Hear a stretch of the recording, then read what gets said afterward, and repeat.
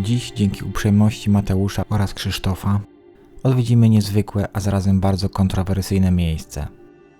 Wrak zatopionego promu Salem Express, bo o nim tu mowa, poszedł na dno 15 grudnia 1991 roku i do dziś spoczywa na dnie Morza Czerwonego.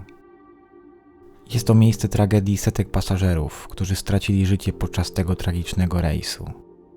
Prom opuścił francuską stocznię w 1964 roku. W międzyczasie kilkukrotnie zmieniał nazwę oraz banderę. Aż w 1988 roku ostatecznie przemianowany na Salem Express rozpoczął kursy m.in. pomiędzy Dżedah w Arabii Saudyjskiej a Suezem w Egipcie.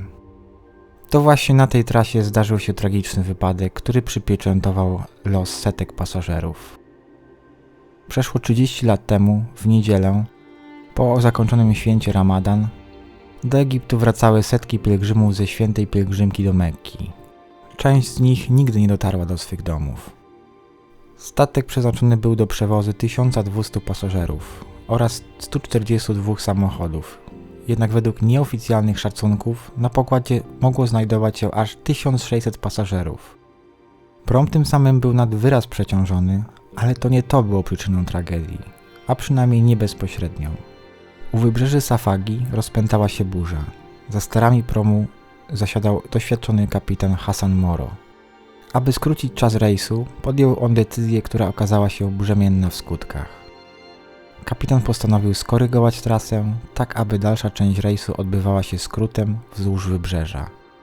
Niestety kapitan obrał błędny kurs, tym samym kierując statek wprost na rafę koralową. Niczego nieświadoma załoga, a tym samym pasażerowie zmierzali ku nieuniknionemu.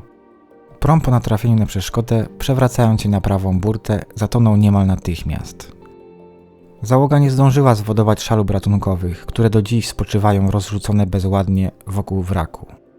Mimo błyskawicznego rozpoczęcia akcji ratunkowej, warunki atmosferyczne, w tym szalejąca burza, uniemożliwiły skuteczne podjęcie rozbitków z wzburzonego morza. W całym tym nieszczęściu udało się uratować zaledwie 180 osób. Według oficjalnych informacji aż 470 pasażerów przypłaciło rejs śmiercią.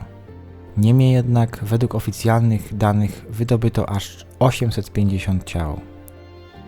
Na początku powiedziałem, że jest to kontrowersyjne miejsce.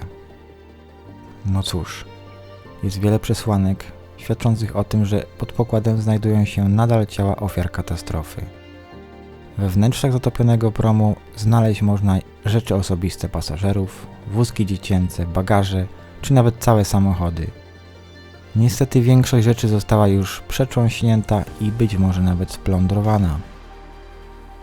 Ten podwodny cmentarz i miejsce, w którym życie straciły setki ludzi, z pewnością budzi, a przynajmniej według mnie powinien budzić co najmniej głęboką refleksję.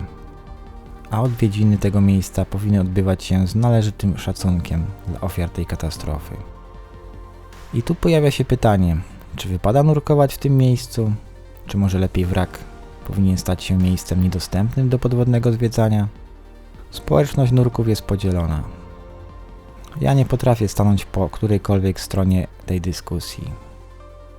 Mam nadzieję, że przybliżyłem Wam zarys historii wydarzeń, które rozegrały się ponad 30 lat temu. Jeszcze raz dziękuję Mateuszowi i Bartkowi za udostępnienie materiału, a tym samym możliwość pokazania Wam tego niezwykłego miejsca, o którym zapewne wiele osób nie wiedziała. No i w tym miejscu żegnam się z Wami. Do usłyszenia, do zobaczenia. Cześć.